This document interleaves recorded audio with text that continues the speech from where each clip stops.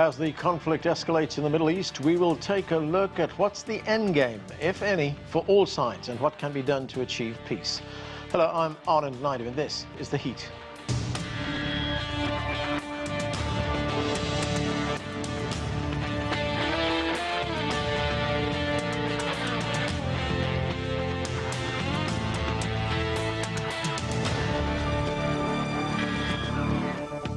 It has been a year since the Hamas October 7th attacks against Israel.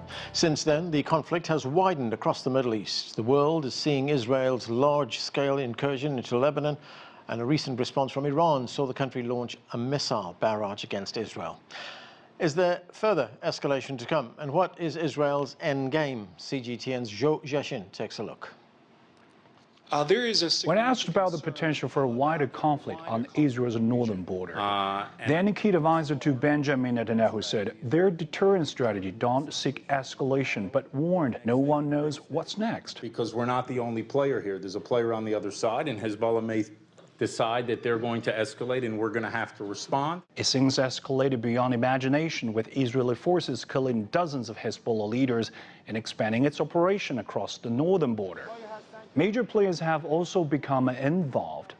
Iran fired ballistic missile at Israel in support of Hamas and Hezbollah. Israel's ally, the U.S., has deployed additional forces to the region. Remember, in a recent debate, the top political scientist John Mearsheimer argued the Israelis, especially Netanyahu, are trying to suck the U.S. into a big war with Iran. he wants us, the United States, to really whack Iran, weaken it militarily, and especially to go after its nuclear capabilities. That's the escalation flashpoint. Biden voiced opposition to a potential strike on Iran's nuclear site, ruling out the possibility of an all-out war in the Middle East. Their influence is believed to be limited. In many ways, over the last 12 months, what we've seen is that Israel has made it very clear that you are either with us or against us. And if you're not, actively supporting us, then we have question marks about you. The idea that there is actually going to be, a flashpoint that's going to make this, substantially greater, I'm not entirely convinced. Now, two narratives regarding the ongoing conflict at the UN General Assembly this September. The Israeli Prime Minister said his country seeks peace, but enemies encircling Israel seek to destroy it. Leaders from the Arab world say they are willing to guarantee the security of Israel in the context of a two-state solution with Palestine. But Netanyahu has snubbed the proposal. 30 years of efforts to convince people that peace is possible, this Israeli government killed it. The amount of dehumanization, hatred, bitterness will take generations to navigate. What we now have in Israeli politics is there has been over the last couple of decades a major shift to the right. They absolutely do not believe in a two-state solution. I mean, the question then becomes, how does the war come to an end? If it's not going to come from the government, then it's either got to come from pressure from within Israeli society, of which it's not very clear that that's happening at the moment. The senior UN advisor also agreed that the Israeli government to be strongly against a 5-decade-long agreement on what could make grounds for peace, adding the U.S. has connived along with the Israelis. You give Palestinian rights, you establish a state of Palestine, you stop the Israeli slaughter of Palestinians, you stop the Israeli apartheid state, and there is one country that stands in the way of imposing this, one country and one country alone, and that is because of the United States of America.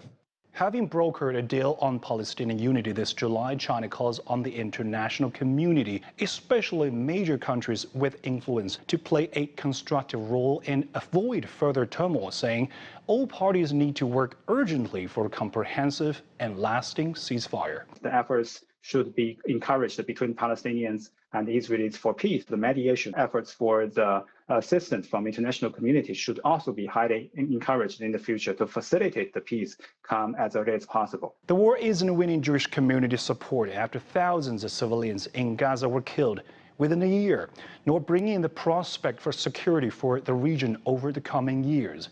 Whoever started the trouble should end it and give diplomacy a credible chance.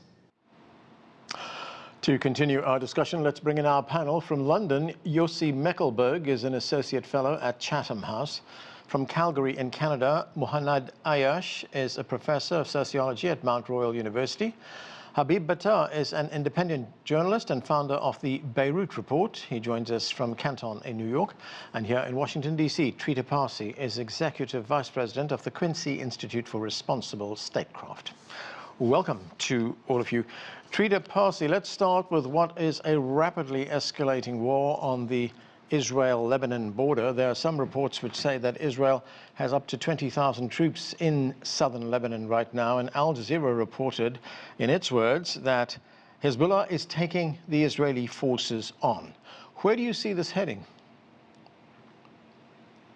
Well, as the Biden administration just made clear yesterday, the Israelis do have the support of the United States in going into Israel. The Biden administration calls it an incursion, but I don't think any independent observers would characterize it as such, particularly since the Israeli debate has made it quite clear that this is about creating a buffer zone in southern Lebanon, similar to what happened after 1982. So this seems to have all the hallmarks of the Israelis currently believing that because of the initial success against Hezbollah, Hezbollah is now weak, and as a result, there's a massive opportunity to be able to degrade it significantly. In fact, now the Israeli objective appears to be no longer to push them back into Lebanon, but rather to get rid of Hezbollah as part of the Lebanese government. And then as a next step, take on the Iranians and other partners of Iran in an effort to, as one Israeli official said, remake the face of the Middle East.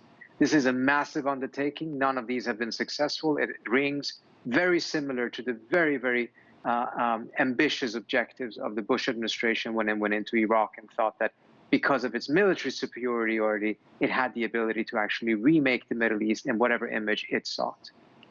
Trita, as you say, Israel sees this as a massive opportunity to get rid of Hezbollah rather than just creating a buffer zone there. Do you believe that the United States also supports this goal? Because while there's been calls from the United States for a de-escalation, for the withdrawal of Israeli troops, the United States appears to be, at best, powerless, and also reluctant to do anything about it. I don't buy into the powerless narrative. Rather, I think if we see clearly what the administration just said today or yesterday, it is in support of this operation. It is in support of what they call degrading Hezbollah. So the idea that the United States is opposed to what is happening or that it's even seeking de-escalation, it made it clear in the press room earlier yesterday that it was no longer pursuing a ceasefire for the moment, down the road perhaps. So I think it's quite clear that the Biden administration is completely behind the Netanyahu government in this effort. There may be some tactical disagreements. There may be some elements or some moments in which the Biden administration feels betrayed by the Netanyahu government. But I think in general, what we've seen from the Biden administration is not an opposition to what the Israelis are doing, but rather an attempt to manage the war crimes, etc., in order to not prevent it, but slow it, soften it on the edges, in order to reduce the international backlash, which in turn would enable the Israelis to continue further. So the idea that the U.S. is standing against this in any way, shape, or form, I think 1 year of evidence shows quite clearly that is not the case. Yossi, Mekelberg, Israel continues its aerial bombardment of Lebanon. The death toll is now well over 2,000, and up to 1 million people have been displaced in southern Lebanon and goes all the way up to Beirut. Israel, of course, as I mentioned, has begun this ground invasion, but there are many analysts here in the United States, as well as some in Europe as well, who are warning that Israel could end up in what they call a quagmire. Do you believe that to be the case? It's possible. There is a history of that. Cast your mind to 1982. What started in the regime change in Lebanon ended in 18 years of Israeli presence there until they left in 2000. 2006, it was a much shorter war, but it didn't end exactly with success. And I think now there is this danger of mission creep. That's what end and also being in a way blindsided by the successes, the initial success when it comes to the pagers and the walkie-talkies, and then decimated much of the Hezbollah leadership, including its leader Hassan Nasrallah. But then it's very different when you enter so many ground troops and you start dealing with basically urban warfare. That's complicated things. So the deeper they go inside, without a plan to exit as soon as possible, or with a diplomatic move to reinstate resolution, UN Security Resolution 1701 of 2006, or to initiate a new resolution along similar lines, there is always the danger of a quagmire. And then the first stage is to establish the military inside this zone between the blue line and the Litani River. And the next thing, the troops start to protect themselves more than actually dealing with the Hezbollah.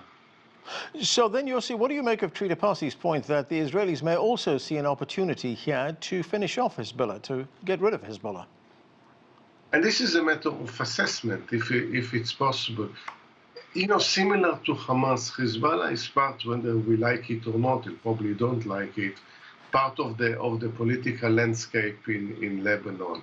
I think weakening Hezbollah, try to break some of the link with Tehran is important, and give the initiative to Lebanon and other Lebanese forces to rebuild the political system, the society, enabling, building a leadership. It's important. So maybe reducing its military capability. But again, if you set your objective as eliminating completely another military force, you set yourself A, to failure, B, many years of trying to do that. This is the danger in doing so. Let alone we are in a kind of a hiatus waiting for Israel's response to Iran's attack last week. So this is going to complicate things even further. Habib Battah, Lebanon is suffering enormously at the hands of Israeli bombs and the invasion. As I said, 2,000 people, more than 2,000 people killed, 1 million people displaced, and large parts of the country have now been devastated. There was also something of an ominous warning from the Israeli Prime Minister Benjamin Netanyahu talking about this latest invasion. Let's listen to what he had to say. You have an opportunity to save Lebanon before it falls into the abyss of a long war that will lead to destruction and suffering like we see in Gaza. It doesn't have to be that way. Each of you can take a step for your future, even a small step. You can make a difference. So, Habib, there we also heard an admission by Netanyahu that Gaza has been destroyed, and he's saying the same thing could happen to Lebanon. I mean, Netanyahu's view is that it's up to the Lebanese to stop this carnage. What do you make of that?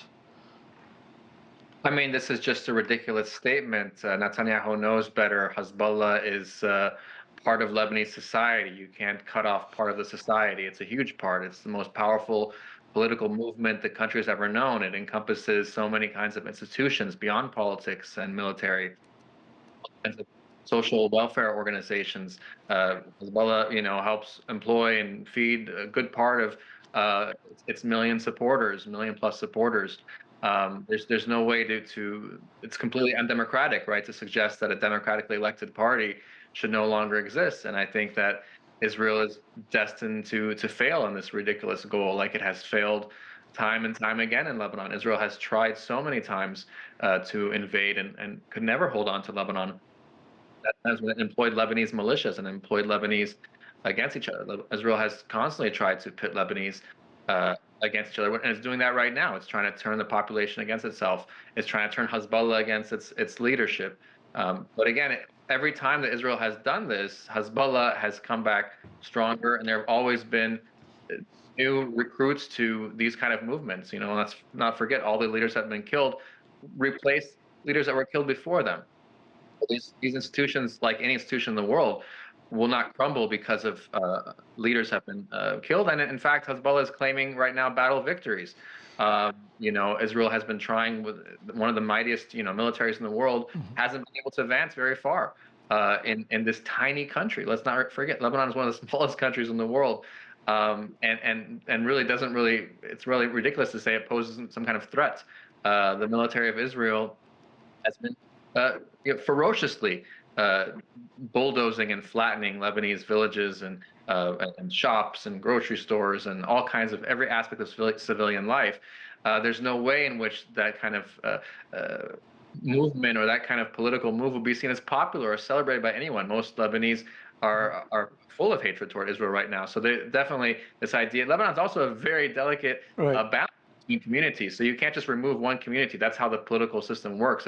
It's much deeper than whatever Netanyahu's words suggest. All right, and Habib, just briefly, if you can, politically or diplomatically, what kinds of options do the Lebanese have at this stage? I mean, can they go to the UN? Would that be worth it at all? I mean, it seems that no one can stop Israel, and the Lebanese find themselves asking, where is the world, right? I mean, no country in the world has come to help Lebanon, really, or to stop Israel, more specifically. We've seen that, Israel's behavior, completely out of control behavior, genocidal behavior, is being encouraged, in fact, by the United States and the Western allies by continuing to give it money, by never actually criticizing the Israelis. So Israel thinks it has a green light and a blank check, and it seems that way to Lebanese. So Lebanese throughout history have suffered and felt powerless over the situation. Again, Lebanese is a very small economy and also a country that's been broken by the worst economic collapse in modern history, according to World Bank and other organizations. So Lebanese can't even have electricity in their homes. They can't even have water in their homes. They can't even house these 1 million people on the move. So the most vulnerable populations, let's not forget here, Gaza and Palestinians are some of the most vulnerable populations and weakest in the world, and they're being destroyed by all the world's money and power combined. Right, Muhannad, I want to turn our attention now to the situation in Gaza. The violence in the north on the border there with Lebanon has taken away some of the attention from Gaza, but let's not forget that the onslaught there continues. In fact, in the past 24 hours, 56 people have been killed in Israeli bombings, and the destruction continues. The death toll in total is now estimated to be more than 41,000. There is nothing like a ceasefire on the table right now. Nobody's talking about that. Nobody's discussing that. And again, we see that the United States appears to be reluctant to intervene to stop this. What is your assessment now of the situation in Gaza? Yeah, so let's just go with the simple facts here. The simple fact is that the United States is not just reluctant, but is an active participant in the genocide of the Palestinian people. They have sent Israel all the weapons that they're using right now in conducting the genocidal operation in the Gaza Strip are the overwhelming majority of them are American weapons. They're the ones that are standing in the way of putting any kind of real diplomatic pressure on the Israeli state. And the fact is that Israel has enjoyed impunity in the international arena precisely because the U.S. protects them and allows them to carry out all of these violations of international law and the rights of the Palestinian people. So when you have a state that enjoys that kind of impunity and that kind of support from the world's most powerful military and political and economic power, they feel that they have no reason to change their behavior. It is time for more countries around the world to start putting pressure on the Americans to take more serious actions and themselves to try to take more serious actions towards Israel. Israel has to start to see that there's a price to pay for killing people and destroying the lives and livelihoods of millions of people. If they don't see that there's a price to pay, they won't stop. That's the sad reality. That's why people have kind of stopped talking about the ceasefire in Gaza, because they know that no serious action is going to be taken by the United States on this issue. But I wish that the world would start to now take other forms of action, like themselves cutting ties with the Israeli state and doing it with large numbers of states joining that kind of movement. Because without that kind of pressure on the Israeli state, nothing will change. And the Israeli state is now talking openly about colonizing all of northern Gaza, They feel that the eyes of the world are off Gaza, and they think, well, let's just now do the plan that we had all along, which is to expel as many Palestinians as possible from the Gaza Strip, make it uninhabitable so that Palestinians would leave, those who they haven't killed, and start to colonize it over time and claim it to be Israeli territory under exclusive Israeli Jewish sovereignty. That is their end goal for the entirety of the land from the river to the sea. They've said this out loud in words, and in deeds, and in policies. And I think more and more people around the world see that now, but we need action to stop this Israeli project of colonizing the entirety of Palestine. Yeah, Muhannad, as you say, there needs to be more pressure from countries around the world against the United States to bring an end to this. But what do you make of the fact that there's been so little pressure from Arab countries? You know, surely countries like Saudi Arabia, Egypt, Jordan have some leverage with the United States? In my view, they do. But clearly, those regimes, for some reason, are calculating that they don't. And I don't understand that. I wish I had a better answer. If they would listen to my advice, I would have been yelling to them, screaming to them, this is, you have together collective power. The U.S. cannot just step over you. The U.S. cannot just do what it pleases and you have to obey and say yes, sir, and do what they ask you to do. You can form very strong coalitions together and actually push back on the U.S. and its plans for the region. But unfortunately, they are not doing that. It saddens me, it angers me.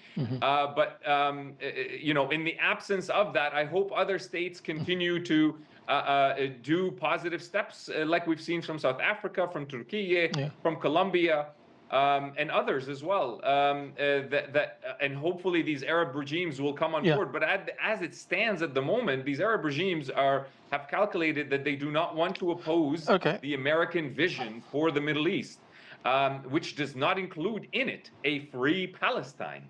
I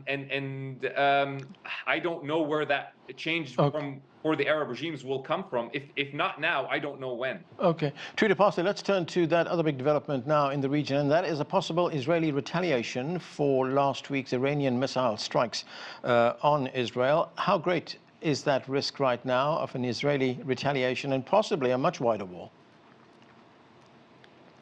Based on what we're hearing coming from the Israeli side, it's essentially an inevitability. The question is the extent of the attack, as well as whether the United States will be an active participant in this attack, rather than what happened in April, in which the United States provided certain security and defense assistance to Israel, but was not actively in part of the attack against Iran itself.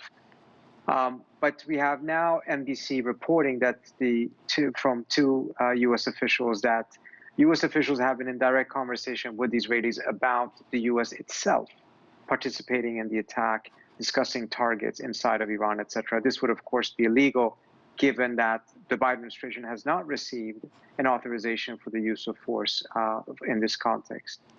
But if the Israelis attack, it seems to me very likely that their calculation will be that they will have to strike extremely hard to degrade to the extent possible Iran's ability to strike back. Because what Iran has shown is that it can evade much of Israel's air defenses, which actually makes Israel quite vulnerable.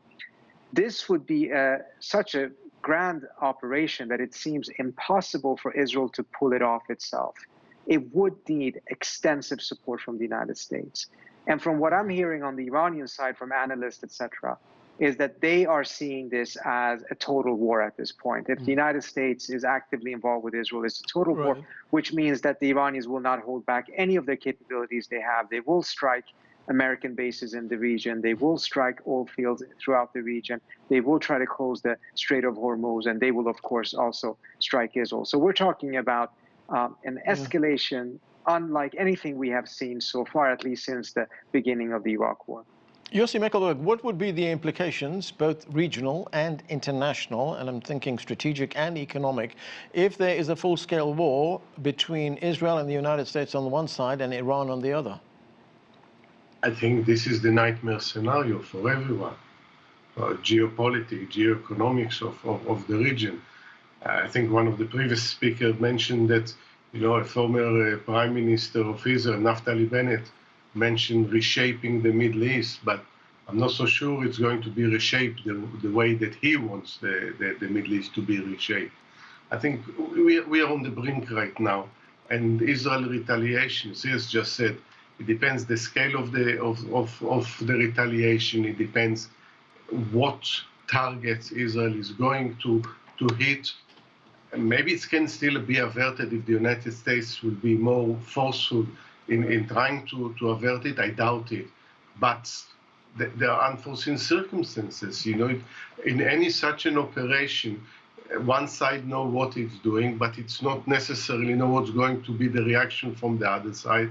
Israel doesn't know whether it can defend against any eventuality of what comes from Iran.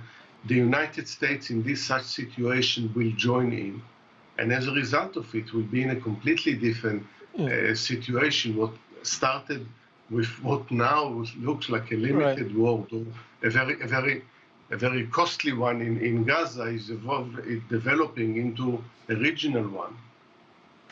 Habib Battah was talking a moment ago about the kinds of options that Lebanon has to prevent what is going on in South Lebanon right now. Do you expect any help, probably military and also economic, from Iran? Well, I mean, Iran has been supplying Hezbollah, and they probably are still, benefiting from that. It's really hard to say what can come into Lebanon right now, because all of Israel is posing a sea blockade, and they'll probably do the same kind of blockade they did in 2006. So, I mean, that's a difficult question to answer, I would say. I mean, I think the Lebanese are looking for any kind of help right now. The country is also, sharply divided. People are just, on the streets.